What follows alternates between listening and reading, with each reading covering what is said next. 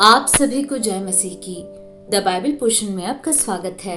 हमारा आज का वचन है गिनती की पुस्तक 21वां अध्याय वचन 21 से 35। तब इस्राएल ने एमोरियों के राजा सीहोन के पास दूतों से यह कहला भेजा, हमें अपने देश में से होकर जाने दे। हम मुड़कर किसी खेत या दाख की बारी में न जाएंगे, न किसी कुएं का पानी पिएंगे, और जब तक तेरे देश से बाहर न हो जाए तब तक सड़क ही से चले जाएंगे। तो भी सीहोन ने इस्राएल को अपने देश से होकर जाने न दिया, वरन अपनी सारी सेना को इकट्ठा करके इस्राएल का सामना करने को जंगल में निकल आया और यहस को आकर उनसे लड़ा। तब इस्राएलियों ने उसको तलवार से मार लिया और अर्नोन से यब्बोक नदी तक, जो अम्मोनियों की सीमा थी, उसके देश के अधिकारी हो गए। अम्मोनियों की सीमा दृढ़ थी, इसलिए इस्राएल ने एमोरियों के सब नगरों को ले लिया और उनमें अर्थात हेशबोन और उसके पास पास के नगरों में रहने लगे। हेशबोन एमोरियों के राजा सीहोन का नगर था। उसने मोआब के अगले राजा से लड़के उसका सारा देश अर्नोन तक उसके हाथ से छीन लिया था।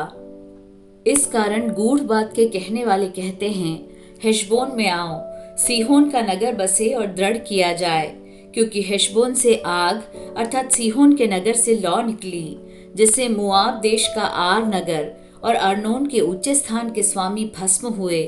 हे मोआब, तुझ पर हाय! कमोश देवता की प्रजा नष्ट हुई।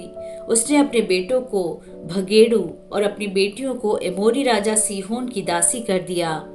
हमने उन्हें गिरा दिया है। हेशबोन दीबोन तक नष्ट हो गया है और हमने नोपह और मेदबा तक भी उजाड़ दिया है। इस प्रकार इस्राएल एमोरियों के देश में रहने लगा।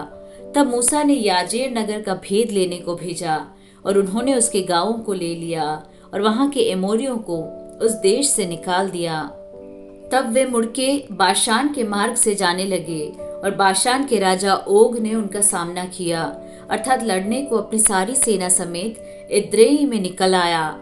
तब यहोवा ने मूसा से कहा, उससे मत डर, क्योंकि मैं उसको सारी सेना और देश समेत तेरे हाथ में कर देता हूँ। और जैसा तूने एमोरियों के राजा हेशबोन वासी सीहोन के साथ किया है, वैसा ही उसके साथ भी करना। तब उन्होंने उसको और उसके पुत्रों और सारी प्रजा को यहाँ तक मारा कि उसका कोई भी न बचा, और वे उसके देश के अधिकारी हो गए।